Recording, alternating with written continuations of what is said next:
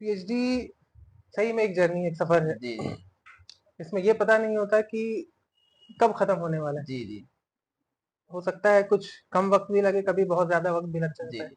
जैसे मेरे ही केस में मुझे 5 से कुछ ज्यादा साल लग गए, क्योंकि मेरे पास शुरू में फेलोशिप, क्योंकि एक तो ये नया सब्जेक्ट है, अभी कुछ दशकों पहले ही ये शुरू हुआ है।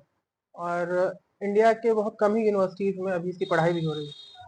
आउट ऑफ इंडिया, बाहर के देशों में, मुल्कों में इसकी पढ़ाई हो रही है, काफी ज्यादा रिसर्च आगे भी है, लेकिन हमारे देश में, मुल्क में अभी बहुत कम जगहों पर है।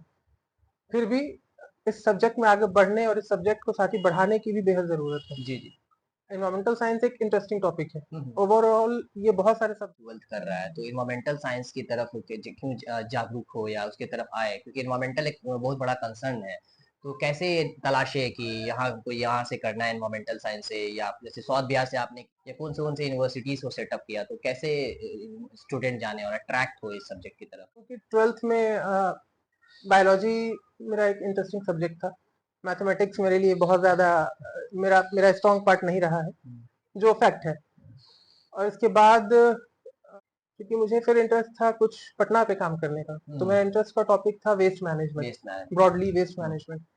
तो वेस्ट मैनेजमेंट पे पटना में आज की डेट में इतना काम हो रहा है, इतना काम हो रहा है कि जब इसे ग्राउंड लेवल पर आकर देखेंगे तो पटना म्यूनिसिपल कॉर्पोरेशन, महुआ जिसे हम कहते हैं ministry of housing and urban affair, वो ये बताएँ। जैसे इसमें दो बहुत ही टेक्निकल बात है, लेकिन एक आम आदमी भी समझ पाए क्योंकि आम आदमी से जुड़ा मुद्दा है। बहुत ही छोटी सी चीज है इसमें। पहली चीज है, दो तरह के कचरे होते हैं घर में, एक गीला कचरा और एक सूखा कचरा। जी। हर आम आदमी से आज की डेट में ये सरकारी गैर सरकारी हर तरह की इस तरह का सफर है, जैसे कोई एक बच्चा छोटे से बड़ा होता है जब जी, वो एक नौजवान बनता है। जी। तो इस यूनिवर्सिटी को 2009 में जब यूनिवर्सिटी शुरू हुई थी, मेरा जुड़ाव यूनिवर्सिटी से तो 2014 में हुआ, तब भी यूनिवर्सिटी काफी नई थी। तब ये यूनिवर्सिटी पटना में बीआईटी मेसा पटना के ब्रांच में चलती थी, हुँ। और वहां से 2018 में ये शिफ्ट हुई अपने परमानेंट कैंपस गया पंचानपुर गया में। पंचानपुर गया मैं। तो 2009 में हम एक छोटी सी जगह में सारे डिपार्टमेंट चलते थे वहां हुँ, पे। तब यूं कहा जा सकता है कि यूनिवर्सिटी एक जाते सरियाते रहते हैं जब हुँ, घर बिखर जाता है या हुँ, कभी कुछ काम करते हैं तो। हुँ, वेस्ट मैनेजमेंट भी ऐसा ही है बस। हुँ, एक आम आदमी अपने घर में सुबह में हुँ, झाड़ू लगाता है, हुँ, पोछा लगाता है, हुँ। तो अल्टीमेटली उस कचरे का क्या करता है? क्या करूँ? अगर आज की डेट में दो ही ऑप्शन जो या तो बिहार में इंडिया में है, अ, कहने में कोई बुराई नहीं है, हाँ। तो डब्बे में जमा किया, अगर घर के बगल में जगह खाली है तो वहां फेंक दिया। जी, जी। अगर कंजस्टेड एरिया है, मैनेजमेंट आज की डेट में एक ऐसा टॉपिक है जो हर एक, वो थोड़ा-सा बता दें रिसर्चर जो आने वाले रिसर्चर सोच रहे हैं, वो तरीका क्या हो सकता है? पहला तो ये है कि टाइम देना पड़ेगा, हुँ, तो पेशेंस रखना पड़ेगा। हुँ, घर हुँ, तक पहुंच बनाई जा रही है हुँ, पटना नगर निगम हुँ, के द्वारा, जहाँ पे बड़ी गाड़ी नहीं पहुंच पा रही, मोटर व्हीकल, जब लोगों का पूरी तरह से कंट्रीब्यूशन, उनका सहयोग, और उनके तरफ से सारा काम किया जाने लगेगा जो कि रूल और प्रोटोकॉल कहता है, तो आने वाले टाइम में ऐसे इंफ्रास्ट्रक्चर डेवलप करने होंगे। सेंट्रलाइज और डिसेंट्रल ये है जहाँ हुँ, की गैस मॉनिटरिंग सिस्टम लगा हो, हुँ, हुँ, कि जो गैस रिलीज हो रही है उसे मॉनिटर कर पाए। साथ ही पानी तो बहुत ज्यादा आ रहा है, लेकिन हुँ, हम क्या कर रहे हैं, हाथ धोने का काम हो गया लेकिन पानी ज्यादा लग हुँ, गया। हुँ, तो पानी का यूज भी उतना ही करें, या किसी भी चीज का कि वो कम से कम यूटिलाइजेशन में ज्यादा से ज्यादा हम यूज कर पाए। हुँ, और देन है refuse, reuse, reduce and then recycle. Recycle. अगर हमारे पास ऐसी चीज है हुँ, जिसको हम, जैसे प्लास्टिक बॉटल टूट गया, हुँ, पानी के लिए हमने भरा और हाथ से छूटा, वो टूट गया, हुँ, यूज का नहीं है, हुँ, तो हम उसे रख सकते हैं। हुँ, और एमआरएफ फैसिलिटीज होती है, हुँ, मटेरियल रिकवरी फैसिलिटी, मटेरियल जो जी, नगर निगम के हुँ, एक जोन में एक जगह पे बनी होती है, वहां हम इसे ट्रांसफर कर सकते हैं, या फिर हुँ, अलाइन कर सकते हैं किसी कबाड़ी वाले को कि वो ले जाए और दें। तो ये उसे हम रिसाइकिल कर रहे हैं, वो वेस्ट नहीं जा रहा है। हुँ, तो ये तो हुआ, और फाइनल डिस्पोजल तभी होता है, देन हुँ, इसके बाद 1D, बंडी 4R and 1D, दैट हाँ, इज डिस्पोजल। अगर वो डिस्पोज़ल किसी यूज का नहीं है तब हम उसे डिस्पोज कर रहे हैं। डिस्पोज़ल कर सकते हैं। तो you should follow the 4 R refuse, reduce and create you अगर आप ये चीज़ में आप रिसर्च में आएँगे, आप आने वाले समय में रिसर्च करेंगे और असिस्टेंट प्रोफेसर जॉइन करेंगे, तो आप ये इस एरिया में क्या वर्क करेंगे? और what advice you want to give to the young researcher? तो ऐसे है कि चाय तो फकत एक बहाना है, जी, जी। चाय तो ये फकत एक कठिन बहाना है, है, जी। मकसद उनकी आदतों से दिल लगाना है। जी। और इनका ताल्लुक central university of south Bihar से है। तो सबसे पहले आपका बहुत-बहुत स्वागत है, आदाब। शुक्रिया। तो बहुत-बहुत मुबारकबाद आपने अभी पीएचडी की डिग्री किताब लिया बहुत-बहुत शुक्रिया। और आप डॉक्टर फैज़ सिद्दीकी कहलाए हैं। तो हाउ वाज़ योर जर्नी? आपको कैसा जर्नी लगा आपकी पीएचडी करने का? पहले तो बहुत-बहुत शुक्रिया जी, पटना आने के लिए। जी, जी। बहुत खैर मकदम। आया करते रहो। जी, जी, जी। और जहाँ तक सवाल है पीएचडी की जर्नी का, तो पीएचडी सही में एक जर्नी, एक सफ़र जी, है। जी। इसमें ये पता नहीं होता कि कब खत्म होने वाला है। जी, जी। हो सकता है कुछ कम वक़्त भी लगे, कभी बहुत ज़्यादा वक़्त भी लग जी, जाता है। जी। जैसे मेरे ही केस में मुझे 5 से कुछ ज़्यादा साल लग गए। क्योंकि मेरे पास शुरू में फेलोशिप भी थी 5 साल तक, तो पीएचडी करना आसान हो जाता है जब जी, फेलोशिप पास में होती है तो। क्योंकि एक उम्र के उस पड़ाव पे आके आप अपने एक मिडिल क्लास का कोई लड़का या लड़की अपने टाइम घर पे डिपेंडेंट नहीं हो डिपेंडेंट सकते है। हैं। लेकिन जब फेलोशिप होती है तो पीएचडी करने का मजा अलग ही होता है। जी। रिसर्च में भी जो पैसे लगने होते हैं वो हम खुद लगा सकते हैं, हुँ, चाहे वो हमारे रिसर्च प्रोजेक्ट से रिलेटेड हो या फिर हमारी पर्सनल लाइफ सैलरी हो, तो फेलोशिप मिलती है। और एक सफर है पीएचडी। हुँ। शुरू होता है एक हमारे किसी डिपार्टमेंट से, और जी, जी। खत्म होते होते इसमें कई सारे लोग जुड़ जाते हैं। जी। कभी हम कॉन्फ्रेंस में किसी जगह गए, वहां कुछ लोग मिल गए। जी, हमें जी। कोलैबोरेट करना है किसी और रिसर्चर से, वो कहीं और किसी जी। दूसरे शहर, किसी दूसरे मुल्क से भी हो सकते हैं। जी। तो इस तरह से सफर चलता है, और शुरू अकेला होता है, लेकिन लंबा बढ़ते सफ़र बढ़ते चलता इसमें रहता एक है। तो और जब आखिर होता है इसका तो बड़ा मजा आता है, जब टाइटल मिलता है डॉक्टर, तो डॉक्टरेट। मैं दर्शकों को ये बताना चाहता हूँ कि भैया ने एनवायरमेंटल साइंस में पीएचडी की central university of south Bihar से। तो मेरा सवाल इस पे है कि एनवायरमेंटल साइंस ही क्यों? आपने bachelors of science environmental science में की, फिर masters of science environmental science में की। तो एनवायरमेंटल साइंस सब्जेक्ट के बारे में स्पेसिफाई बताएं आप।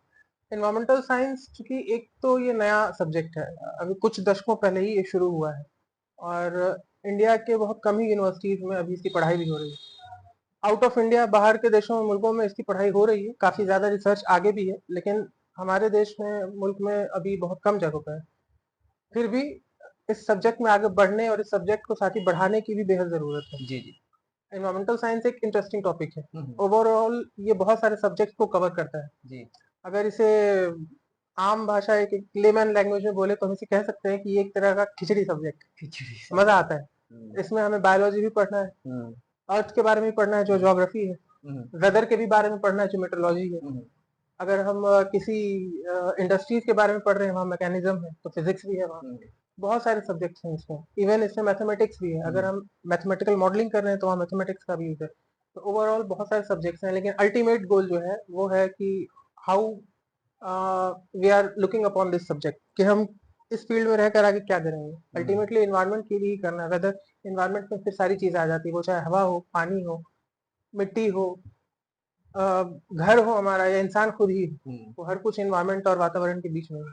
एनवायरमेंटल जो है आज सेंसिटिव टॉपिक है अभी के जिसमें तो जैसे आपने बोला कि अवेयरनेस है। तो ये sensitive topic as a subject environmental science है या किसी पर्टिकुलर डिपार्टमेंट है या इसको क्लैरिटी कीजिए क्योंकि बहुत लोगों को पता नहीं है एनवायरमेंटल साइंस के बारे में कि ये एज़ अ डिपार्टमेंट है या किसी ज्योग्राफी सब्जेक्ट में आ रहा है या साइंस है या सोशल साइंस है, ये किस तरह से इसको देखा जाए? एनवायरमेंटल साइंस एक खुद में एक सब्जेक्ट है। हुँ, ये खुद में एक सब्जेक्ट है, हिंदी में इसे पर्यावरण विज्ञान कह लें। और इसके साथ कई सारे अलाइड सब्जेक्ट्स भी हैं। हुँ, एनवायरमेंटल साइंस एक बेसिक नाम है, एनवायरमेंटल साइंस। हुँ, इसके साथ ही अलाइड में चलते हैं, जैसे environmental science and management, hmm, environment and water management, hmm, environmental management, hmm, forestry वगैरह वगैरह, ये इसके अलाइड सब्जेक्ट है। बट जी, बेसिकली जो कोर है वो एनवायरमेंटल साइंस ही, पर्यावरण विज्ञान। कई सारे वैसे कॉलेजेस जो स्टेट यूनिवर्सिटीज में हैं, उनके यहाँ ये डिपार्टमेंट किसी दूसरे डिपार्टमेंट के अंडर में भी चल रहा है। लेकिन बहुत जगहों पे ये अभी अपना सेल्फ एक डिपार्टमेंट भी है, खुद में एस्टेब्लिश, जैसे हुँ, central university of south Bihar. हुँ, हमारे यहाँ जो बिहार में एक एक सेंट्रल डिपार्टमेंट यूनिवर्सिटी है, वहाँ ये पूरा डिपार्टमेंट है। हुँ, बाकायदा वहाँ फैकल्टी रिक्रूटेड हैं, हुँ, स्टूडेंट्स की ऑल इंडिया लेवल बेसिस पे एंट्रेंस एग्जामिनेशन होती है। हुँ, जेएनयू, बीएचयू, और भी कई सारी यूनिवर्सिटीज, एफआरआई देहरादून, हुँ, कई सारी यूनिवर्सिटीज हैं जहाँ एनवायरमेंटल साइंस एक सब्जेक्ट है। कई सारे सेंट्रल यूनिवर्सिटीज में, हुँ, जैसे झारखंड में, हुँ, हुँ। राजस्थान में, ये सारी सेंट्रल यूनिवर्सिटीज में ये फुल फ्लेज डिपार्टमेंट है। तो एज ए स्टूडेंट जो स्टूडेंट जो देख रहा है 12th कर रहा है तो इन्वायरमेंटल साइंस की तरफ होके क्यों जागरूक हो या उसके तरफ आए क्योंकि इन्वायरमेंटल एक बहुत बड़ा कंसर्न है तो कैसे तलाशे कि यहाँ कोई यहाँ से करना है इन्वायरमेंटल साइंस से या जैसे साउथ बिहार से आपने किया खोज करके या कौन से यूनिवर्सिटीज़ को सेटअप किया? तो कैसे स्टूडेंट जाने और अट्रैक्ट हुए इस सब्जेक्ट की तरफ? ये अट्रैक्शन तो पर्टिकुलर इंसान पर डिपेंड करती है, जी, देखा जाए तो उसे किस फील्ड में इंटरेस्ट है। जी, physics, chemistry, biology, biotechnology, mathematics, कहीं भी इंटरेस्ट हो सकता है। लेकिन एनवायरमेंटल साइंस आज की डेट में वैसा सब्जेक्ट है जो कि हर एक सब्जेक्ट के अंडर में पढ़ाई हो रही है। जी, अगर हम बात करें निफ्ट, जी, national institute of fashion fashion technology, जी, वहाँ शायद एक हिस्ट्री और ज्योग्राफी का स्टूडेंट सोचे तो सोचेगा वहाँ क्या काम है इन्वायरमेंटल साइंस का। जी, तो वहाँ पर्टिकुलरली इन्वायरमेंटल साइंस नहीं, लेकिन सस्टेनेबिलिटी एक पेपर है। सस्टेनेबिलिटी। तो सस्टेनेबिलिटी में इन्वायरमेंटल साइंस का एक पार्ट है, एक पेपर है सस्टेनेबिलिटी, जो कि वहाँ पढ़ाई होती है। तो कुल मिलाकर ऐसा देखा जाए तो इन्वायरमेंटल साइंस हर एक सब्जेक्ट में आज की डेट में पढ़ाई हो रही है। मतलब एरिया बन रहा है इंटरेस्ट और इन अवेयरनेस के लिए और आपको। जहाँ तक बात है कि एक स्टूडेंट कैसे तलाशे कि किस जगह जाना चाहिए पढ़ने के लिए, तो पहली बात तो इंटरेस्ट की बात, वो इंटरेस्ट लेगा तो उसे समझ में भी आएगा कहाँ है। दूसरी चीज, आज की डेट में इंटरनेट है, गूगल है, जी, जो हर दिन एडवांस होते जा रहा है। हुँ, एआई आ चुके हैं, कई सारे एआई टूल्स आ चुके हैं, एआई प्लेटफॉर्म है। तो इन चीजों के मीडियम से हम ये जरिया है जिनसे हम ये तलाश सकते हैं कि कहाँ पे किस तरह के फैकल्टी है। जो भी यूनिवर्सिटीज, डिपार्टमेंट, कॉलेजेस बन रहे हैं, उनका अपना एक वेबसाइट होता है, जी, पूरा जी, पेज होता है। जी, जी, वहाँ पे फैकल्टी की पूरी प्रोफाइल होती है। जी, जी, अब वहाँ देख लें, वहाँ उनका क्या पिछला रिकॉर्ड है, कितने प्लेसमेंट्स हैं, कितने रिसर्चर्स हैं, जी, कितने जेआरएफ हो रहे हैं, डिपार्टमेंट कैसे रन कर रहा है, उनके अपडेट्स सारी चीज पता चलती है आज की डेट में। बेसिक तो ऐसे ही पता चल सकता है। बाकी अगर वो जिस शहर, जिस जगह पे रह रहे हैं, वहाँ अगर उनके आसपास यूनिवर्सिटीज हैं, या उनके कोई जो उनके पहले के जान पहचान के फ्रेंड्स होंगे, सीनियर्स होंगे, वो गए होंगे, उनसे पता कर सकते हैं। जी। तो मैं जानना चाहता हूँ कि आपकी एजुकेशन बैकग्राउंड ठीक है? मतलब एजुकेशन बैकग्राउंड आप बताएँ थोड़ा-सा किस तरह से आपने पीएचडी तक गए? एक मिडिल क्लास लड़का जो जा रहा है, तो किस तरह से वो पीएचडी करके डॉक्टर का खिताब लेना एक मिडिल क्लास के लिए बहुत बड़ा बात होता है। तो एजुकेशन जर्नी के बारे में थोड़ा ऑडियंस को मेरे बताएँ? हाँ, बेसिकली शुरू ये हुआ यूं कि ट्वेल्थ में बायोलॉजी मेरा एक इंटरेस्टिंग सब्जेक्ट था। मैथमेटिक्स मेरे लिए बहुत ज़्यादा मेरा मेरा स्ट्रॉन्ग पार्ट नहीं रहा है, हुँ, जो फैक्ट है। और इसके बाद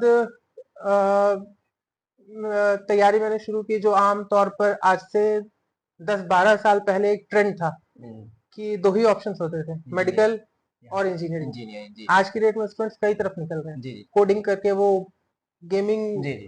गेम्स बना रहे हैं, कोई कुछ कर रहा है। आज की डेट में तो कुछ वेबसाइट और कंपनीज ऐसी हैं जो 6 और 7 क्लास से कोडिंग सिखा रही हैं, जी, जी। व्हाइट हैट जूनियर और समथिंग इस तरह हाँ, से कुछ वो आईटी कंपनीज वगैरह। तो आज की डेट में ऑप्शन है, लेकिन आज से 10-12 साल पहले जब इंटरनेट भी ठीक से नहीं था, मोबाइल हाथ में नहीं था, तो दो ही ऑप्शन होते थे, आईआईटी, एआईपीएमटी। जी, जी। At that time it was not NEET NEET नी यूजी ए और A PG, AIMPMT it was AIPMT और आईआईटी, जेई, जेडबल। तो आईटी की तरफ तो कोई ऑप्शन नहीं था, कोई रुझान नहीं था, बचा एआईपीएमटी। तो उस वक्त पे कुछ डेंटल कॉलेजेस के ऑप्शन थे मेरे पास, लेकिन अल्टीमेटली फिर लगा नहीं, किसी और तरफ बढ़ना चाहिए। जी, एक नया सब्जेक्ट पता चला, ऐसे रिसर्च करते हुए, जस्ट इंटरनेट नहीं था लेकिन कुछ पर मालूमात करते हुए पता चला कि इन्वायरमेंटल साइंस, बायोटेक्नोलॉजी कुछ नए सब्जेक्ट्स हैं जो अभी इंडिया में कई सारी यूनिवर्सिटीज जी, में जी। लॉन्च हो रहे हैं और उनका डिपार्टमेंट एस्टेब्लिश हो रहा है। तो ग्रेजुएशन फिर मैंने किया पटना यूनिवर्सिटी से, पटना साइंस कॉलेज से। जी। एक अच्छा डिपार्टमेंट है वहाँ पे। और वहाँ से निकलने के बाद हमारे ही स्टेट में central university of south Bihar है, जो कि 2009 में एस्टेब्लिश हुई। जी, जी। तो वहाँ पे भी all India entrance level examination हुआ। वहाँ से फिर मास्टर्स में एडमिशन मिला। मास्टर्स के दौरान ही एट दैट टाइम काफ़ी अच्छे फैकल्टीज मिले वहाँ पे। हुँ, हुँ। सारे फैकल्टीज जेएनयू, बीएचयू, आईटीज वगैरह से हैं, और अच्छा बैकग्राउंड है, अच्छी प्रोफाइल है उनकी। तो उनसे जब कांटेक्ट हुआ तो एक रिसर्च की तरफ भी इंक्लिनेशन हुआ कि रिसर्च क्या है, नहीं है, कैसे आगे बढ़ा जाए। मास्टर्स खत्म होते होते यूजीसी नेट जेआरएफ एक हाँ, एग्जामिनेशन होता है, ज़रा जी, जो फेलोशिप के लिए और लेक्चरशिप के लिए और रिसर्च के लिए डिफरेंट यूनिवर्सिटीज में एंट्रेंस का एक जरिया है। जी। फेलोशिप के लिए अच्छी फेलोशिप मिलती है उसमें 5 साल तक। आज की डेट में वो 37,000 और समथिंग अबव है। हुँ, तो वहां से फिर 2017 में जेआरएफ क्वालिफाई हुआ मेरा। हुँ। मैंने जेआरएफ क्वालिफाई किया तो एक फेलोशिप हाथ में थी, और एक ऑप्शन था, खुद की फेलोशिप है, एक अच्छा रिसर्च हो सकता है। तो वहां से रिसर्च में एक मदद मिली और पीएचडी में एडमिशन मिला उसी यूनिवर्सिटी में, central university of south Bihar में। क्योंकि मुझे फिर इंटरेस्ट था कुछ पटना पे काम करने का, तो मेरा इंटरेस्ट का टॉपिक था waste management, waste management. Broadly waste management. तो वेस्ट मैनेजमेंट पे पटना में आज की डेट में इतना काम हो रहा है, इतना काम हो रहा है कि जब इसे ग्राउंड लेवल पर आकर देखेंगे तो पटना म्युनिसिपल कॉर्पोरेशन, महुआ जिसे हम कहते हैं ministry of housing and urban affair, वो भी है। गवर्नर आज गांधी जयंती के दिन, गांधी जयंती या उससे कुछ दिन पहले जी। नहीं, 19 अगस्त को एक इनॉग्रेशन किया आज के पटना के लिए स्पेशली। उसका नाम है mission total segregation. Total segregation. ये पटना को वेस्ट मैनेजमेंट में पूरी तरह से साफ सुथरा स्वच्छ बनाने के लिए है। पर्टिकुलर ये पूछना चाहता हूँ कि वेस्ट मैनेजमेंट कैसे एलोबरेट करेंगे, एक आम आदमी वेस्ट मैनेजमेंट को कैसे समझेगा एज एनवायरमेंटल साइंस, वो ऑडियंस को बताए थोड़ा मेरे। वेस्ट मैनेजमेंट एक ऐसा टॉपिक है जो हर एक इंसान से जुड़ा हुआ है। शायद ही कोई ऐसा इंसान होगा जो हर दिन अपने रोजमर्रा की जिंदगी में कोई कचरा ना जनरेट करता हो, ना निकालता हो। हम अभी यहाँ बैठे हैं, कुछ लिख रहे हैं और वो गलत हो गया, इस पेपर को फाड़ेंगे, फेंक देंगे, वो एक वेस्ट ही है। आज से 10 मिनट बाद उसका क्या होगा कोई नहीं जानता है, वो शायद हमारे घर के बाहर जाएगा और वेस्ट ही है। या हम खाना खाएंगे थोड़ी देर के बाद, और खाना खाने के दौरान जो बच जाएगा, खाना खाने में बहुत सारी ऐसी चीजें निकलती हैं जो बच जाती हैं, वो क्या है, वेस्ट है। तो ये हर एक आम इंसान, चाहे वो गरीब तबके का हो या एक आलिशान महल में रहने वाला हो, हर इंसान से जुड़ा वेस्ट मैनेजमेंट है। और आज की डेट में जो मिशन टोटल सेग्रीगेशन शुरू हुआ है, वो यही है कि हर एक इंसान जो पटना म्युनिसिपल कॉर्पोरेशन या पटना शहर में रहता है, वो अपने शहर को कैसा देखना चाहता है और उस कैसे देखने के पीछे वो वेस्ट को कैसे मैनेज करेगा, इसी चीज पे पूरा प्रोग्राम है। इस पे मैंने कुछ दिन पहले पटना म्युनिसिपल कॉर्पोरेशन के साथ मिलकर एक प्रोजेक्ट में काम भी किया है। उसमें मेरा रोल था as a waste management expert. वहाँ पे कई सारी चीजें थी, हम कैसे वेस्ट मैनेजमेंट को लेकर इंफ्रास्ट्रक्चर सेटअप कर सकते हैं। लोगों, क्योंकि ये सारी चीजें लोगों से जुड़ी हुई हैं, जब तक इसमें लोगों का सहयोग नहीं होगा, उनकी भागीदारी नहीं होगी, वेस्ट मैनेजमेंट पे काम कर पाना बहुत ही मुश्किल है। अगर लोगों उनका का सहयोग नहीं। कंट्रीब्यूशंस कैसा देख रहे हैं, मतलब आपने बोला कि लोगों से जुड़ी हुई है, तो लोग कैसे है मतलब आए, इसको थोड़ा सा इजी वे में बताएं कि लोग कैसे वेस्ट मैनेजमेंट को इससे थोड़ा सा इजी वे बताएं। जैसे इसमें दो बहुत ही टेक्निकल बात है, लेकिन एक आम आदमी नहीं समझ पाए क्योंकि आम आदमी से जुड़ा मुद्दा है। बहुत ही छोटी सी चीज है इसमें। पहली चीज है, दो तरह के कचरे होते हैं घर में, एक गीला कचरा और एक सूखा कचरा। हर आम आदमी से आज की डेट में ये सरकारी गैर सरकारी हर तरह की स्कूल में इसकी पढ़ाई हो रही है। गीला कचरा जो है वो सारा कचरा है जो पूरी तरह से सड़ जाता है, जिसे हम वेट वेस्ट कहते हैं, that is called wet waste.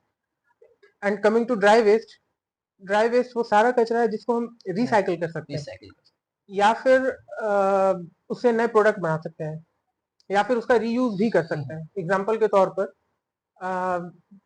जो हम खाना खा रहे हैं या खाना बच गया, या किसी दिन आए दिन घर में खाना वेस्ट होता है, बचता है, सारा कुछ होता है, हम उसका क्या करते हैं, डंप कर देते हैं। अल्टीमेटली गाड़ी कचरे वाली आती है, वो लेकर जाती है। लेकिन अगर हम घर पे ही उसे अलग अलग करके रखें, आज की डेट में हर नगर निकाय, नगर निगम जो भी है, बिहार में हो या फिर इंडिया के किसी भी स्टेट में हो, उनकी जो गाड़ी जाती है उनमें पीए सिस्टम है, पब्लिक एड्रेसल सिस्टम है, जिसमें गाना बजता होता है, गीला कचरा सूखा कचरा कैसे अलग करना है, गाड़ी वाला आया, घर से कचरा निकाल, ये सारी चीजें हैं।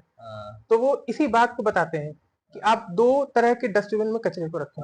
पहला है गीला कचरा जो हरे डस्टबिन में रखें, और दूसरा है सूखा कचरा जो नीले डस्टबिन में रखें। अगर हमारे पास ये फैसिलिटी नहीं भी है, तो भी हम 2 पॉलिथीन, 2 कैरी बैग, 2 डब्बा, कुछ भी रख सकते हैं। घर पे पेंट होता है, हमारा डब्बा बचता है, कोई चीज आती है, डब्बा बचता है, उसमें हम रख सकते हैं। तो गीला कचरा वो हुआ जो सड़ गल जाता है, जैसे अंडे के छिलके, चाय पत्ती जो डेली निकलते हैं, बचा हुआ खाना, सब्जी के पत्ते, फल के पत्ते जो हम खाते हैं। अगर हम पपीता खा रहे हैं, पपीता छिल के खाएंगे, उस पर क्या करेंगे?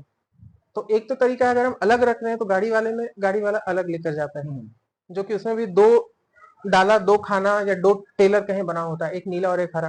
तो हरे वाले में वो गीला कचरा लेकर जाते हैं और नीले वाले में वो सूखा कचरा। सूखे कचरे में हुआ पेपर, प्लास्टिक, बॉटल, टिन, लोहे का कोई आइटम हो गया, कुछ भी, ये सारा सूखा कचरा है, जिसे ले जाके वो अलग डंप करते हैं और वो फिर रिसाइकलर तक जाता है। रिसाइकलर उसे बड़े लेवल पे, जिसको हम कभी कभी कबाड़ी वाला भी कहते हैं, वो वहां तक ले जाके उसको क्रश करते हैं, फिर फैक्ट्रीज को भेजते हैं, वो वहां उससे नए प्रोडक्ट बनाते हैं। एग्जाम्पल के तौर पे नीमेंस आज की डेट में एक ऑनलाइन शूज कंपनी है, बहुत लोग उसका ऐड देखते होंगे फेसबुक, यूट्यूब वगैरह पे। नीमेंस, नीमेंस, NEEMANS, वो आज के डेट में रिसाइकल प्रोडक्ट बना रही है। बहुत सारे जैकेट्स बन रहे हैं, हमारे चेयर जो घर पे यूज करते हैं वो रिसाइकल्ड होती है। तो इन ये सब कचरा चीज़ों जो को। है जो हम जो रिसाइकिल अलग-अलग करके करते हैं ड्राई वेस्ट और ये वेस्ट, तो ये जाकर के रिसाइकिल की तरफ से जाती है। ये वो ज़रूरी है कि हम लोग इसको सेपरेट कर सकें। ये सेपरेट कर सकें। अच्छा इन्फॉर्मेशन है कि इसको सेपरेट करने बिल्कुल, के लिए किया जाए। बिल्कुल। और जो mission mission total segregation 19th of अगस्त को लॉन्च हुआ है लॉन्च हुआ by the governor of Bihar, Bihar, हाँ। वो पूरी तरह से यही है, इसी बेस पे मिशन हुआ, टोटल सेग्रीगेशन। इसी बेस पे। और इसी के कड़ी में आगे जो अभी हमारा प्रोजेक्ट चल रहा है वो एज अ ट्रेनिंग प्रोजेक्ट चल रहा जी, है, जी। जिसमें सारे स्टेक होल्डर्स जो कचरे वाले गाड़ियों पे होते हैं, जैसे हेल्पर्स होते हैं, जी, जी। ड्राइवर हैं, जी। सैनिटरी इंस्पेक्टर है वार्ड्स में, सुपरवाइजर्स हैं, या फिर उनके ऊपर के भी ओहदे के लोग हैं, उन सारे लोगों को ये ट्रेनिंग देना कि वो कैसे कचरे को अलग अलग करें और उन अलग कचरों का निपटान कैसे करें। जी, जी। अगर हमारे पास ऑप्शन अवेलेबल है घर पे, हमारे घर पे छोटा बागान है, बगीचा है, तो हम घर पे भी खाद बना सकते हैं। कुछ भी नहीं करना होता है, एक डब्बा लेना है, उसमें गीला कचरा हर दिन का रख देना है, जी, जी। एक मिट्टी का लेयर छोटा सा ऊपर से डालना है ताकि वो बदबू ना करे। जी। हर दिन यही करना है, उसमें डालते जाना है, 2-3 महीने छोड़ देना है, हुँ। वो खाद बन जाएगा और हम उसे अपने घर में इस्तेमाल कर ये अच्छा सकते हैं। अवेयरनेस है कि आप इसे यूटिलाइज़ कर सकते हैं खाद से रिलेटेड। ये इसको आप लोग करें एज़ ए फर्टिलाइज़र अब जो खाद का इस्तेमाल घर में करें। तो सर मेरा सवाल ये है कि आपकी journey MSc master of science आपने central university of south Bihar से किया, central university of south Bihar और पीएचडी भी किया central university of south Bihar. तो आप कैसे याद करेंगे central university of south Bihar को या department of science. Environmental science को किस तरह से आप देखते हैं?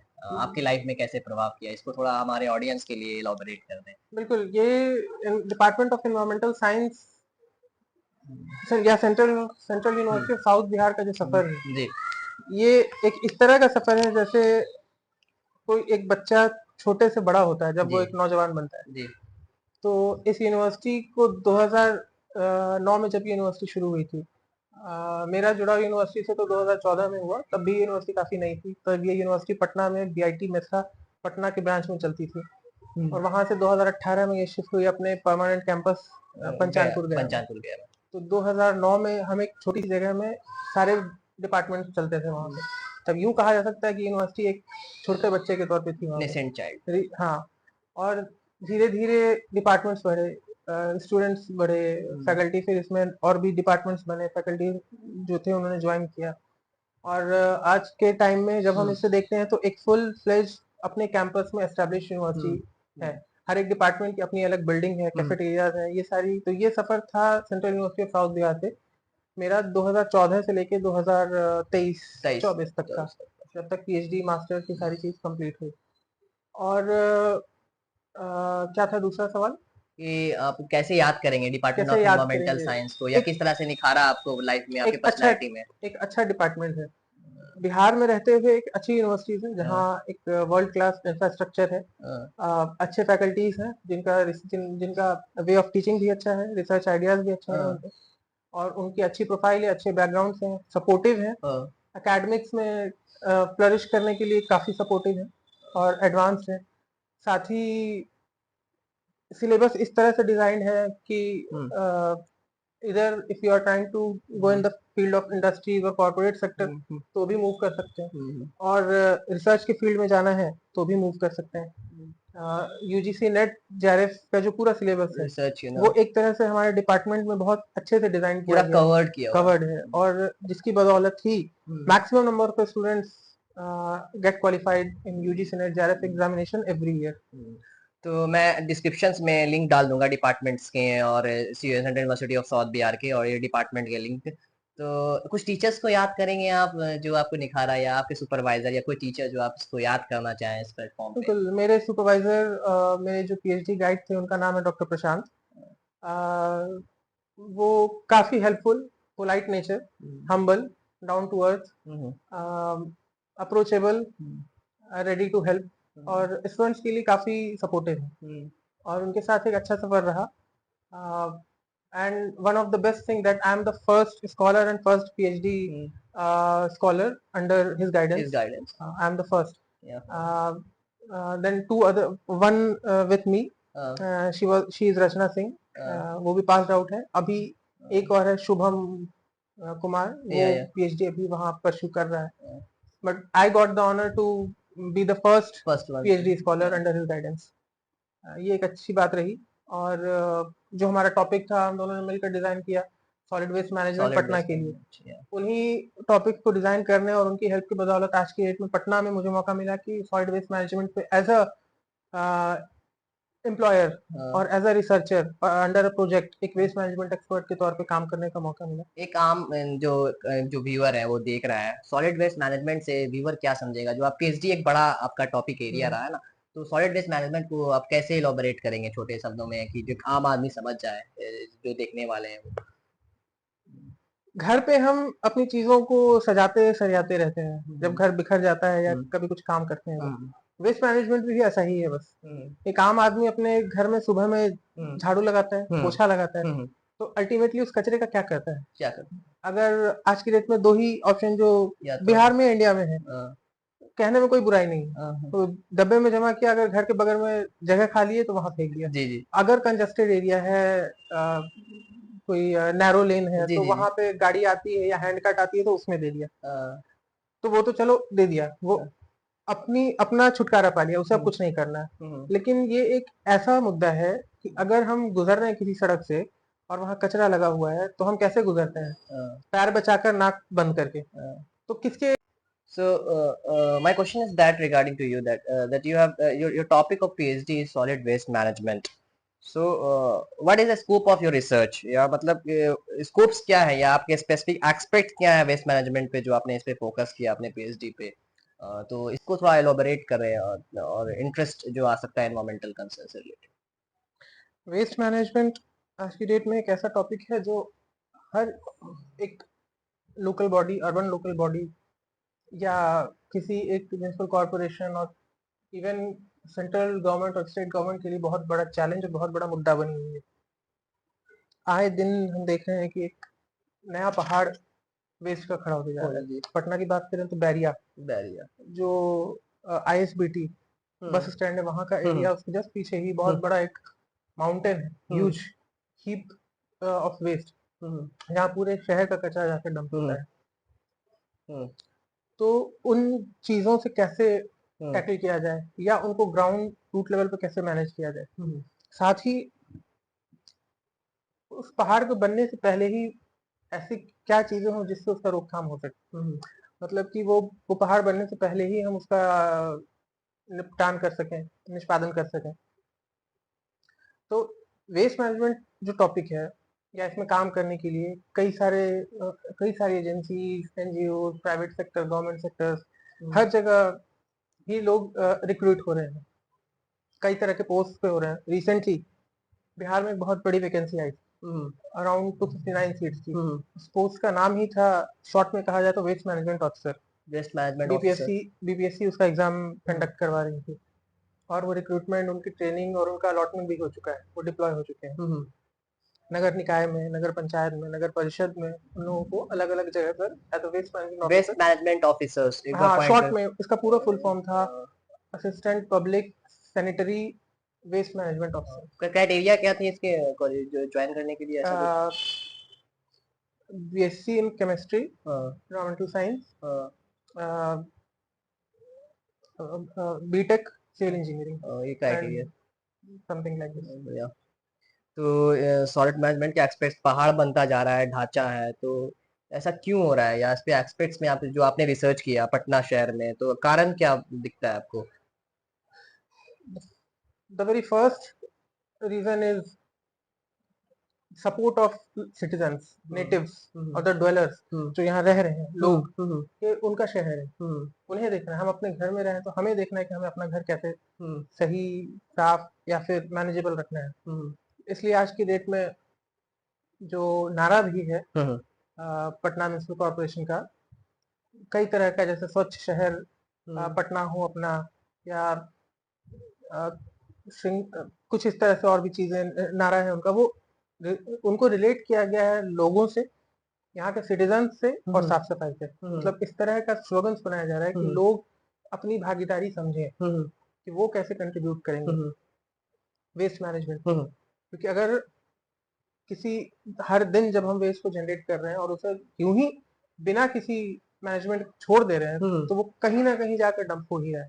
एग्जाम्पल के तौर पे हम अगर गाड़ी वालों को ना देकर अपने घर के बगल के किसी गड्ढे में डाल दें, तो एक दिन क्या दिखेगा हमें? वो उस दिन ऊँचा हमें होगा। नज़र ऊँचा होगा, और वो उस हुँ, दिन हमें और अच्छे से नज़र आता है जब उन कॉलोनीज़ में या उन इलाकों में पानी भर जाता है, और हुँ, पानी भरने की वजह से वो सारे कचरे पानी के ऊपर आके तहते हैं और हुँ, उनके घर के अंदर तक आते हैं। हुँ, और ये आम दिन की बात है पटना जैसे शहर में। हुँ। तो यू हैव पार्टिसिपेट आपका जो रिसर्च था तो चैलेंजेस क्या रहा मतलब सॉलिड वेस्ट मैनेजमेंट में या रिसर्च करने जब गए थे आप फील्ड पे उतरे पटना सिटी को एज ए रिसर्च एरिया लिया आपने इसको चुना तो चैलेंजेस किस तरह से फेस हुए और क्या आपकी आउटकम्स आए थोड़ा सा इसे अवेयर कर दें तो अच्छा थोड़ा सा अवेयर कर दें हमारे ऑडियंस को तो वो जान पाए वो कर पाए वो पहुंच सके उस मैसेज तक। चैलेंजेस कई सारे हैं, साथ ही मज़ा भी आता है। जब चैलेंजेस है तभी काम करने का मज़ा भी है। जी जी। उन चैलेंजेस को टैकल करने के बाद ही हमें आउटकम मिलेगा। हम्म तो सिर्फ चैलेंजेस है ये कहना सही नहीं है। हम्म चैलेंजेस के साथ इंटरेस्ट, हम्म उसको करने का तरीका, हम्म और उससे क्या आउटकम हम देखना चाहते हैं, हम्म वो प्लान करना एक रिसर्च का पूरा पार्ट होता है। जी जी। चैलेंज तो कई सारे हैं, जैसे अगर हम बात करें नगर निगम में किसी ऑफिसर, किसी अधिकारी से मिलने की, तो पहले तो टाइम नहीं मिलेगा, क्योंकि बीइंग अ रिसर्चर और इस फील्ड में हम्म काफ़ी लोगों से मिलना पड़ता है, हम्म जो भी स्टेक होल्डर्स हैं बीच के। हम्म उनसे इन्फॉर्मेशन चाहिए होती है, वो ग्राउंड लेवल पे कैसे काम कर रहे हैं। हम्म वो अकेला एक मैं ही अगर हूँ तो जाकर नहीं देख सकता या हम्म कर सकता कैसे करें, उनका सपोर्ट चाहिए। हम्म सपोर्ट मिला उनकी तरफ से, लेकिन वक्त लगा। तो एक चैलेंज तो पहला ये है कि लोगों को आपको अप्रोच जब करना है, वो तो अप्रोच का क्या तरीका होना चाहिए वो डेवलप करना होगा, ताकि वो लोग मिलें। किसी के पास टाइम नहीं है जो हमें टाइम देने जाएंगे कि हम आपके साथ फील्ड में ये करेंगे और वो करेंगे। एक ये चैलेंज है। वो तरीका क्या हो सकता है रिसर्चर को आपने भेज किया ना तो वो थोड़ा सा बता दें रिसर्चर जो आने वाले रिसर्चर सोच रहे हैं वो तरीका क्या हो सकता है। पहला तो ये है कि टाइम देना पड़ेगा, हम्म तो पेशेंस रखना पड़ेगा हम्म कि टाइम हम उन्हें दे रहे हैं कि हम्म आज नहीं मिले, वो परसों मिलेंगे। तो हम्म हमारा ये 2 दिन तो यूं ही बीत जाएगा। हम्म फिर वो परसों मिलेंगे, हो सकता है परसों भी ना मिले। हम्म पता चला कि वो सर तो मीटिंग में अब 2 दिन बाद मिलेंगे। हम्म तो ऐसे करते करते हमारा एक हफ्ता बीत जाएगा। तो हम्म पहली चीज तो पेशेंस। हम्म दूसरी चीज, मिलने का जब भी तरीका हो तो एक ऑफिशियल लेटर साथ में रखें। Official letter okay. ये रखें ताकि आप यूं हम्म ही जा रहे हैं, ओरली उनसे बात कर रहे हैं, तो शायद वैल्यू ना हो। हम्म लेकिन किसी इंस्टीट्यूशन ऑर्गेनाइजेशन का लेटर हेड आपके पास है, आपका नाम, आपका काम, और किसी आपके सुपरवाइजर या हम्म डायरेक्टर ओनर का साइन है उस पर, तो एक एक वैल्यू बनता है, वेटेज उसका है। वेटेज होता है। एक ये है। हम्म तो पेशेंस एक अलग इमोशन है और रिसर्च। और और और अगर फिर पेशेंस है, दूसरा है कि टाइम देना होगा, हम्म एक पेपर वर्क करके चाहे थोड़ा। हम्म और साथ ही इसमें कि जब आपने बात करने का तरीका रखें, तो वो कम्युनिकेशन स्किल्स कम्युनिकेशन आना स्किल, चाहिए। हम्म कम्युनिकेशन स्किल जब भी रखें तो वो एक डेवलप्ड रखें, हम्म ताकि आपकी बात उन तक हम्म सीधी, हम्म सटीक और सिंपल और बहुत कम अल्फाजों शब्दों में पहुंचे। हम्म आप जितनी लंबी बात को खींचेंगे, उनके पास टाइम नहीं है सुनने को।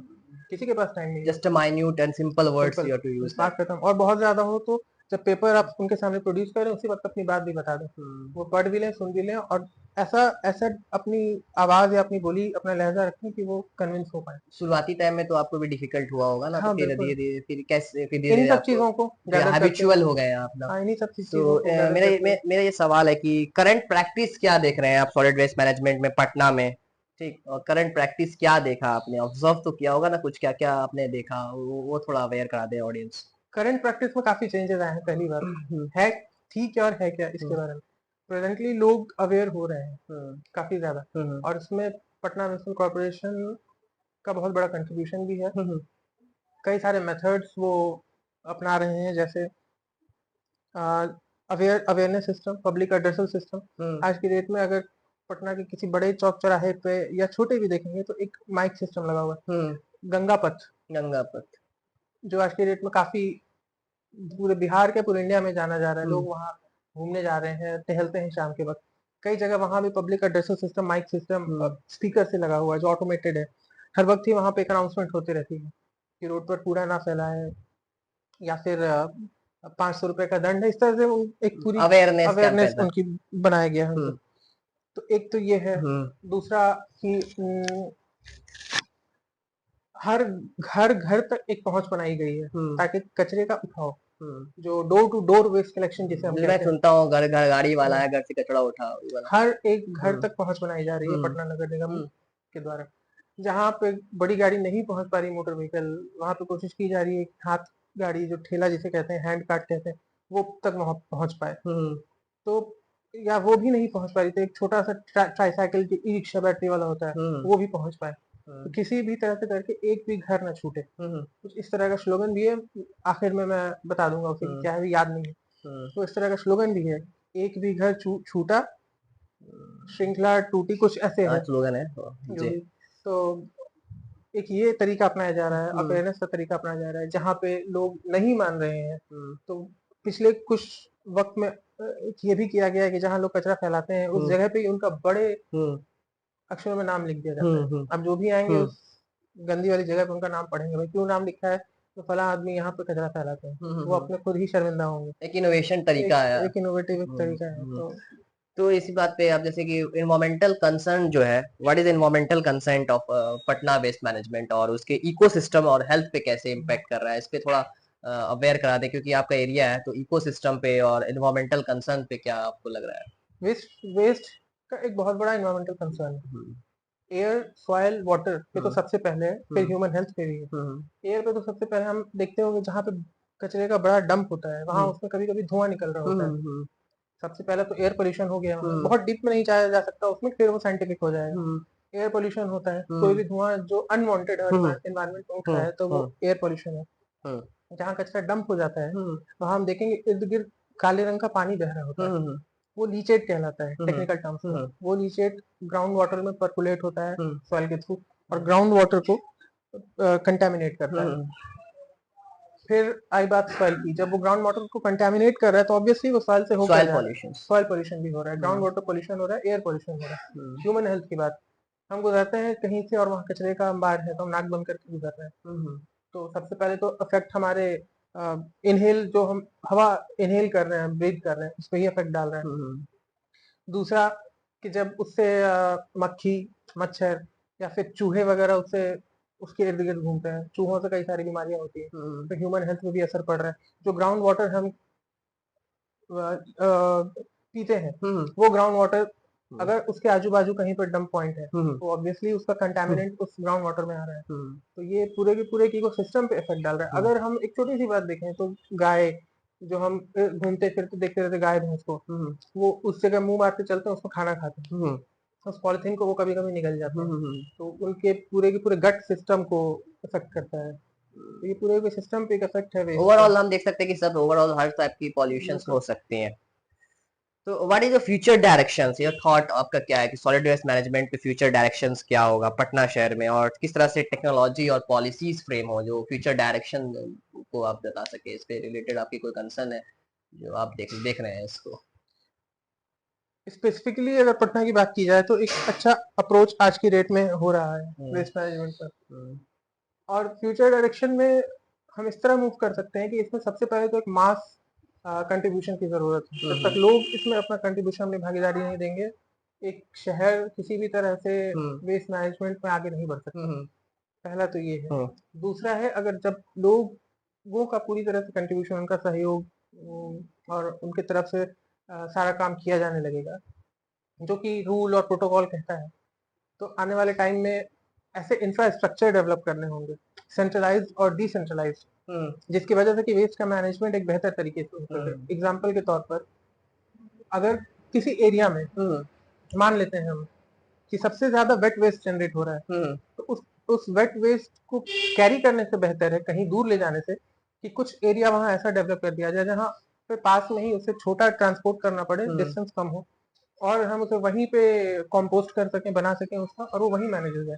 इससे कॉस्ट कटिंग भी होगी, ट्रेवलिंग कॉस्ट बचेगा, और उसे ले जाने में जो भी रोड पे गिरता फैलता है उससे भी बचाव होगा, और साथ ही उसी एरिया में कंपोस्ट हम बना पाएंगे। अगर कोई एरिया ऐसा है जहाँ वेट ड्राई वेस्ट ज्यादा जनरेट हो रहा है, तो हम रिसाइकलिंग फैसिलिटी वहीं पर लगा दें, उस एरिया में ही जगह देखकर। और ये काम पूरी तरह से नगर निगम और वहाँ के लोगों के द्वारा, public connectivity is most important things in तो फ्यूचर डायरेक्शन ये है। बायोगैस प्लांट की जरूरत है, बायोगैस प्लांट, इंजीनियर्ड लैंडफिल्स की जरूरत है। What is engineer landfill? Engineered landfill, एक, जब हम कचरा कहीं डंप करते हैं तो जस्ट उसे मिट्टी या जमीन दिखी वहां डंप कर देते हैं। इंजीनियर्ड लैंडफिल वो है जहाँ की एक लैंडफिल बनाने से पहले उसे पूरी तरह से ग्राउंड को कवर किया जाता है, जियो मेम्ब्रेन होता है उसमें, पाइपिंग होती है, फिर हम्म लीचेट कलेक्शन वेल होता है, जो हम्म लीचेट काला पानी से हम कह रहे हैं बहता होता है, वो इर्द गिर्द ना बहकर सीधे एक कुएं में जाता है, हम्म और उस कुएं से हम उसे फिर पंप आउट करते हैं, उसे ड्राई करते हैं, और फिर वो भी एक तरह का कंपोस्ट के तौर पर यूज होता है। तो इंजीनियर्ड लैंडफिल ये है जहाँ की गैस मॉनिटरिंग सिस्टम लगा हो, हम्म कि जो गैस रिलीज हो रही है उसे मॉनिटर कर पाए, साथ ही ग्राउंड वाटर मॉनिटरिंग सिस्टम भी हो हम्म कुछ मीटर्स पे, हम्म। कि ग्राउंड वाटर पॉल्यूट हो रहा है या नहीं, उसे भी देख पाए। तो what is your personal motivation, अब ये समझ, what is your personal motivation what solid waste management, और फ्यूचर जो एनवायरमेंटल साइंटिस्ट है या रिसर्चर है जो आपने इस पे काम किया है, 5-6 साल लगाए हैं आपने, तो उस पे क्या बताएंगे या किस तरह से वो करे, या कुछ कुछ 5-6 पॉइंट में आप बता दें कि इस एरिया चुने या ऐसा करे या खोजे, इसके बारे में आपको इलॉबरेट कर दें। सबसे पहले तो घर से ही इसकी शुरुआत होगी। हम्म source segregation, source source segregation. Segregation, घर पे ही कचरे को अलग अलग करें, हम्म सूखा और गीला। हम्म जब तक ये नहीं होगा, कोई भी नगर निगम, कोई भी टेक्नोलॉजी ठीक से काम नहीं कर हम्म पाएगी। पहला तो ये। दूसरा, कि इंफ्रास्ट्रक्चर डेवलपमेंट एक प्रिंसिपल है जिसे हम 4R कहते हैं। हम्म रेफ्यूज, रीयूज, रेड्यूस, रिसाइकल। हम्म इस 4R का मतलब हुआ रेफ्यूज। रेफ्यूज का मतलब हम यूज ही ना करें, हम्म। जिसकी जरूरत ही नहीं है उसे यूज ही ना करें। 3 आर मैंने सुना था, 4 आर 4R, बता रहे हैं, रिफ्यूज कर देना। रेफ्यूज मतलब हम यूज ही ना करें, तो वो हम हमारे पास तक आएगा ही नहीं, हम जनरेट करेंगे ही नहीं। नहीं, रिफ्यूज कर दो। लेकिन फिर भी अगर जरूरत है, बेहद हम्म जरूरत है, हम्म तो हम उसे रीयूज करें। हम्म एग्जाम्पल के तौर पर कि हम कोई पॉलिथीन लेकर घर आए, हम्म। हर जगह अवेलेबल है हाँ पॉलिथीन, या। घर लेकर आए, उसमें हमने कोई चीज लाई, दवा का कोई 2-4 पैकेट लाया, हम्म तो वो पॉलिथीन फेंकने लायक तो नहीं है। हम्म हम शायद अगली बार, आज से 2 दिन बाद जाएंगे, छोटी सी चीजें पॉकेट में रखा लेके वापस जा सकते हैं, और हम्म उसी में फिर वापस ला सकते हैं। तो हम ये रीयूज कर रहे हैं। तो इस तरह से हम एक नया पॉलिथीन लेने और उसे फिर से एनवायरनमेंट में डंप करने के बजाय, instead of that we are reusing the substance. Reusing the substance. These are 2R. Then coming to third, that is refuse, reuse, reduce, reduce. reduce, hmm reduce। हम्म कम से कम यूज करें, हम्म जो चीज हमारे पास है, अगर हमें जितनी जरूरत, जैसे रिड्यूस के तौर पे, सिर्फ वेस्ट मैनेजमेंट में ही नहीं, कहीं भी अगर हम पानी का यूज कर रहे हैं, तो हमेशा हम जब नल खोलते हैं और हाथ धोना होता है, तो पूरा नल खोल दिया और हाथ धो लिया, हम्म पानी तो बहुत ज्यादा आ रहा है, लेकिन हम्म हम क्या कर रहे हैं, हाथ धोने का काम हो गया लेकिन पानी ज्यादा लग गया। हम्म तो पानी का यूज उतना ही करें, या किसी भी चीज का, कि वो कम से कम यूटिलाइजेशन में ज्यादा से ज्यादा हम यूज कर पाए। या। और देन है refuse, reuse, reduce and then recycle. Recycle. अगर हमारे पास ऐसी चीज है हम्म जिसको हम, जैसे प्लास्टिक बॉटल टूट गया, हम्म पानी के लिए हमने भरा और हाथ से छूटा, वो टूट गया, हम्म यूज का नहीं है, हम्म तो हम उसे रख सकते हैं। हम्म और MRF फैसिलिटीज होती है, मटेरियल रिकवरी फैसिलिटी, मटेरियल जो की। नगर निगम के एक जोन में एक जगह पे बनी होती है, वहां हम इसे ट्रांसफर कर सकते हैं, या फिर अलाइन कर सकते हैं किसी कबाड़ी वाले को, कि वो ले जाए और दें। तो ये उसे हम रिसाइकिल कर रहे हैं, वो वेस्ट नहीं जा रहा है।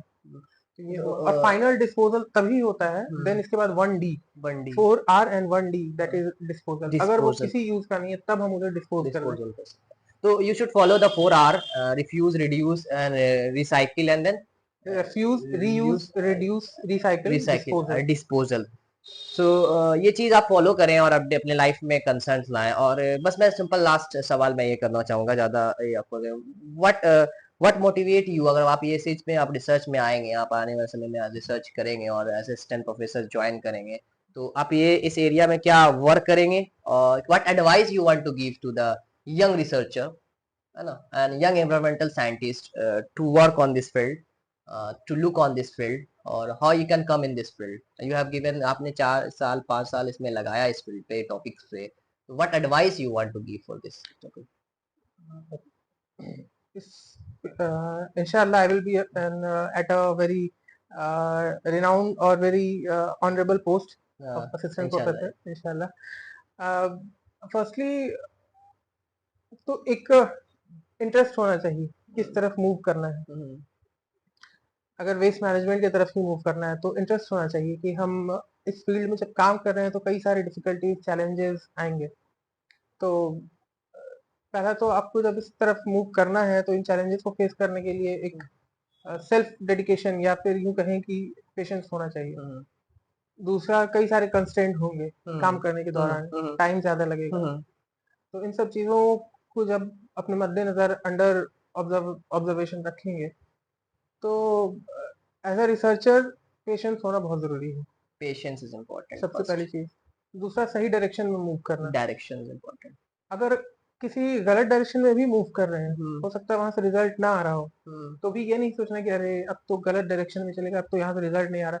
वो कहीं ना कहीं जाकर ये बाद में उसका आउटकम पता चलेगा कि जो नहीं होना था वो भी किसी मकसद से ही वो नहीं होना था। हम्म, तो ये भी एक डायरेक्शन था कि ऐसे नहीं जाकर, होना भी एक एक डायरेक्शन है। डायरेक्शन था, तो हम ऐसे जाकर चीजों को एग्जीक्यूट नहीं कर सकते थे। तो वो एक पता होगा जब हम हम्म आगे किसी को, जैसा सवाल था कि आगे किसी को कैसे बताएंगे, हम्म तो ये बता सकते हैं कि इस तरह से ये काम नहीं हो सकता है, हम्म इसका प्रोटोकॉल या इसका हम्म प्रोसीजर ये है, हम्म फला है, उस तरह से वो प्रोटोकॉल से नहीं हो सकता, हमें ऐसे करना होगा। तो आगे के लिए उनके लिए ये एक गाइडेंस हो सकता है। और साथ ही ये रोजमर्रा से जुड़ी चीजों से रिलेटेड है, हम्म, जहाँ हमें अपनी ही चीजों को खुद हाँ मैनेज करने का एक तरीका डेवलप करना है। हाँ इसमें बहुत सारी साइंटिफिक चीजें भी है जब आगे रिसर्च में जाएंगे। जैसे आज की डेट में प्लास्टिक तो एक कॉमन कॉमन टर्म है है, हाँ। Polythene plastic. अब आ गया है माइक्रो प्लास्टिक। मैक्रो प्लास्टिक्स, ये बहुत क्या छोट है मैक्रो माइक्रो प्लास्टिक? प्लास्टिक एक बहुत पार्टिकल्स, प्लास्टिक जब टूट कर हम्म बहुत छोटे माइन्यूट पार्टिकल में हम्म इधर उधर एनवायरनमेंट में कहीं भी फैल जाता है, वो हो जाता है माइक्रो प्लास्टिक। और वो हम्म आए दिन ह्यूमन गट में, हम्म फिश गट में, हम्म एनिमल गट में हम्म एंटर हो रहा है किसी हम्म ना किसी हम्म चेन के थ्रू। हम्म। तो ये चीज पेशेंस होना चाहिए, डेडिकेशन, डायरेक्शन ले से फिर डायरेक्शंस भी आ जाना डायरेक्शन, चाहिए। ये सबसे हट के पीएचडी से हट के क्या आपकी कुछ हॉबीज रही, कितने जर्नी के मतलब फ्रस्ट्रेट हो जाता है पीएचडी करने के बाद, क्या किस तरह से आप मेंटल पीस या प्रेशर या हॉबीज कैसे देखते हैं? आज से ट्रैवलिंग करता है, मैं खुद देखता हूँ आप ट्रैवलिंग या नई जगह पे जाना, तो what is your hobbies in this balancing the PhD as a scholar, research scholar and in the things, travel travels, and shayari writing. Shayari writing, you write shayari ना? हाँ, travel is my the very first hobby. Anything that you want to quote in shayari that you want to say, some best one? शाम का वक्त है, शाम का वक्त है। चाय थोड़ी देर में पियेंगे अभी हम लोग। तो उस पे दो लाइन है, वो ऐसे है कि चाय तो फकत एक बहाना है, जी जी। चाय तो फकत एक बहाना है, जी। मकसद उनकी आदतों से दिल लगाना है, जी जी भाषा। मकसद उनकी जी, आदतों से आदतों दिल दिल लगाना है। लगाना है, वाह वाह, बड़ा अच्छा। ट्रैवलिंग्स में क्या किया, ट्रैवलिंग्स में आपने जो तो किस तरह से ट्रैवलिंग्स करते हैं, लोन जाना या दोस्तों के साथ जाना या इस टाइप में? अब ज्यादातर ट्रेवल तो मेरा आज तक पहाड़ों पे ही हुआ है, वो भी एक ग्रुप में, और हाँ ट्रैकिंग वगैरह करके, हाँ, और कार जर्नी खुद से अच्छा, ड्राइव करके। मतलब मतलब एक्सट्रीम ड्राइविंग, लाइक दो तीन जर्नी जो एक एक बड़ी जर्नी की है मैंने, वो था गया टू गैंगटॉक। गया टू गैंगटॉक गया सिक्किम? टू गैंगटॉक जी जी सिक्किम बाय रोड। जी जी। तो वो एक बहुत बड़ी जर्नी थी, उसमें कई सारे स्टॉपेजेस थे। पहला स्टॉप कटिहार में था। अकेले किया कि ग्रुप के साथ? नहीं, थे दो तीन लोग और थे साथ में, but I was the only driver, no one else was, No one else, not driving, you only know driving, no? That's why. I was driving. So all the way I was driving to and fro, up to Gangtok and uh, Gangtok to Patna. you how you are the movement? First stop was at Mm. Katihar Uh, in Bihar. uh, Uh, then Darjeeling. uh, Then one of the lesser known place, that is Kalimpong, Kalimpong. after Darjeeling, Uh, a very beautiful place. uh, उसके बाद finally Gangtok, hmm, and then Indo-China border. hmm, That is called as, I think, 0 point. hmm. And then return to Patna. Uh, फिर return में हमारा stop था Siliguri. You have changed the path. You have changed the हाँ, path here. Siliguri and then, no, Siliguri मिलता है रास्ते में, लेकिन रास्ते सिलीगुड़ी आने के वक्त स्टॉप था, क्योंकि में। एक ही बार में सारा कुछ कवर नहीं हो या सकता। सिलीगुड़ी आने के टाइप में स्टॉप था, और फिर सीधा Patna. you do have a traveling and Shayari as a research scholar you have interested. Banaras अच्छा शहर है, You can जाना quote. चाहिए। वहाँ की गलियां, वहाँ के घाट, कई सारी किताबें भी वहाँ पे लिखी हुई हैं। इंडियापा एक ऐसी ही किताब है, दुबे करके एक राइटर है उनकी, इंडियापा। किताबें पढ़ते हैं आप, किताबें हाँ, कुछ नोवेल, या कुछ क्या, हिंदी, किस इंग्लिश, किस टाइप की नॉवेल्स में आपका इंटरेस्ट है? some type of, like, related to some place, place या that is some type of place and the people of that place, this? उनकी कहानी, या उनकी कोई लव स्टोरी हो गई, या उनकी कोई अपनी स्टोरी हो गई, जैसे एक इंडियाप्पा एक है, वो बनारस पर ही है। इंडियाप्पा। हाँ, इंडियाप्पा। और भी ऐसी कई सारी स्टोरीज़ हैं। Any favourite writer you have? No, any favourite books you have? In novel, हाँ, first I just check the review. Review. What is the storyline? Recently you have written with? Recently you have read with? इंडियाप्पा, इंडियाप्पा you अभी have written इंडियाप्पा as एक आधी complete हुई है। written by whom? किसने सम लिखा? दुबे, दुबे, यस। दुबे एग्जैक्ट याद नहीं, दुबे करके उनका दुबे, नाम है, मेरे पास रखी हुई है। तो इंडियाप्पा टाइम है। हो गया या कुछ और चीजों में, अभी बिजी होने की वजह से अभी छूट गया। So thank you. फिर से एक लास्ट सवाल है, कुछ इन्वायरमेंटलिस्ट जो है आपके, जो इंस्पिरेशंस करते हैं, या कुछ बता दें जो आपको लगे कि हाँ इसको जानना चाहिए, इन्वायरमेंटल कंसर्न से रिलेटेड, जो ऑडियंस को बता दे कि इनको देखें, इनको फॉलो करें। जैसे मैं एक जानता हूँ अफरोज शाह, एक मुंबई में कुछ करके इस पे काम कर रहे हैं, तो कुछ 2-3 सजेशंस कर दें और उसके बाद फिर आगे आते हैं। इस तरह के मूवमेंट्स हैं जो पहले वहां से देखना शुरू करें। जैसे बहुत ही पुराना एक है चिपको मूवमेंट। हाँ। लोगों ने कैसे पेड़ को कटने से बचाया था, हम्म, आप उस मूवमेंट से इंस्पिरेशन लें। हम्म, एक बहुत ही वेल नोन कैरेक्टर है जो नाम चेंज करके थ्री इडियट्स में दिया गया था, सुनसुक वांगडू, कौन लेकिन उनका असल नाम सोनम सोनम वांगचुक है। वांगचुक। तो वो आज की डेट में काफी पॉपुलर हो रहे हैं इंडिया में, कई सारी चीजों की वजह से। अभी रिसेंटली उनकी अरेस्टिंग भी हुई है दिल्ली में। तो उनको भी समझे कैसे वो एनवायरनमेंट को बचाने के लिए आए दिन अनशन कर रहे हैं, इस तरह की चीजों में वो पार्टिसिपेट हो रहे हैं, और एक बहुत बड़ा मास उनसे जुड़ा हुआ है। फिर एक इंसिडेंट है, अ, एक बुक है राशल कार्सन की लिखी हुई, Russian culture. Ration car, राशल Carson, उनका नाम the silent spring, silent screen. उसको पढ़ सकते हैं, एनवायरनमेंट से ही रिलेटेड है वो।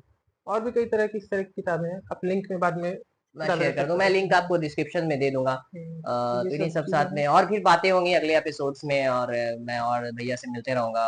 और बहुत बहुत शुक्रिया आपका, और थैंक यू, शुक्रिया। Thank you for coming in this podcast. Thank you.